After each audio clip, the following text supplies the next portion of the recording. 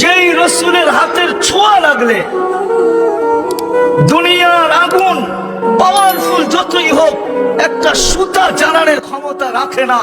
আবু তালেবকে আল্লাহ রসুল নিজের হাতে কবরে রাখতেছিলেন আর চিৎকার দিয়া বলতেছিলেন, আম্মি আম্মি মা তারাক্তালি সাবিলা, চাচা আপনার ঋণ শোধ করতে পারলাম না, আপনি আমার জন্য শোধ করার কোন রাস্তা রাখলেন না। বলছিলাম কলেমা পড়েন, পড়লেন না।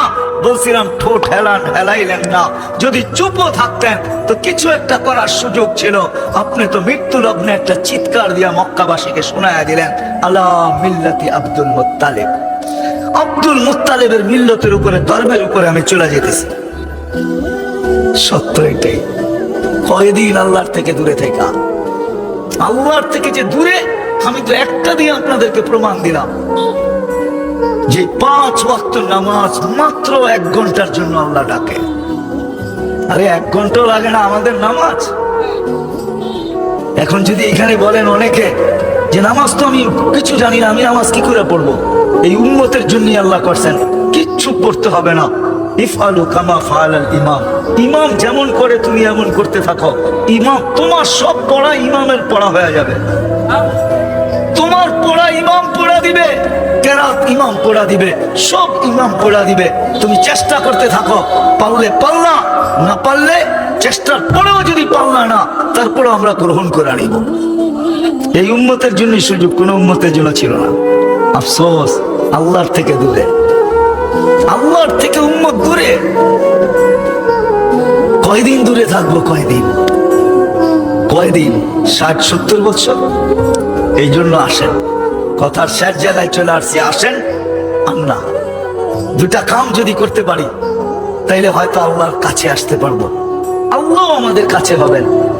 কারণ আল্লাহর ওয়াদা, আল্লাহর ওয়াদা দেখাবো, আল্লাহর ওয়াদা। প্রথম কাজ যদি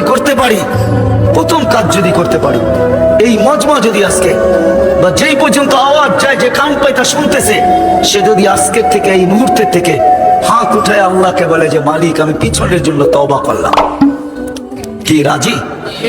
কে কে রাজি দেখি যে আমি তওবা করলাম? বলেন মুখে, মনের থেকে যে তওবা করলাম। আল্লাহ কবুল করুক, এতটুকুই যথেষ্ট।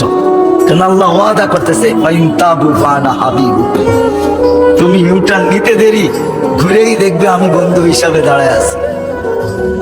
ফাইন তাবু ফানা হাবিবু, ফাইন তাবু ফানা হাবিবুহুম ইউহিব্বুত তাওয়াবিন ওয়া ইউহিব্বুল মুতাতাহহিরিন। এক তো পিছের জন্য তওবা করা। দ্বিতীয় হলো, বিশেষ করে যুবকদেরকে বলবো, যুবক তোমার পায়ে হাত রেখা বলো, সারাদিন যদি কিছু করতে নাও পারো, কমসে কম ঘুমানোর সময় যখন ঘুমাইতে যাবে, তো হাত দুটা উঠে এতটুকু বলে ঘুমায় যে মালিক সারা দিন দূরে ছিলাম, এখন ঘুমাইতে চললাম। ঘুম তো ঘুম না, মউত। সকালে উঠাইলে উঠবো, না উঠাইলে চির নিদ্রা হয়ে যাবে। কত যুবককেই তো দরজা ভাঙ্গা সকালে বাহির করতে হলো না? এইরকম ইতিহাস নাই? হ্যাঁ হ্যাঁ, কত যুবকই তো ঘোড়ার পিঠে থাকা অবস্থায় দুনিয়ার থেকে চলে গেল, ঠিক না? বর্তমান ঘোড়া তো এটাই, ঠিক না?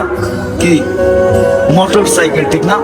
আগেরটা ঘাস খাইতো, এখনটা তেল খায়। আগেরটা অ্যানালগ ছিল, এখনটা ডিজিটাল। যেমন আমাদের জান্নাতে যাওয়ার পরে জান্নাতের বাইক আরো সুপার হবে, এই দুনিয়ার বাইকের মতো না। ওটা পল লাগানো থাকবে, পর। কি?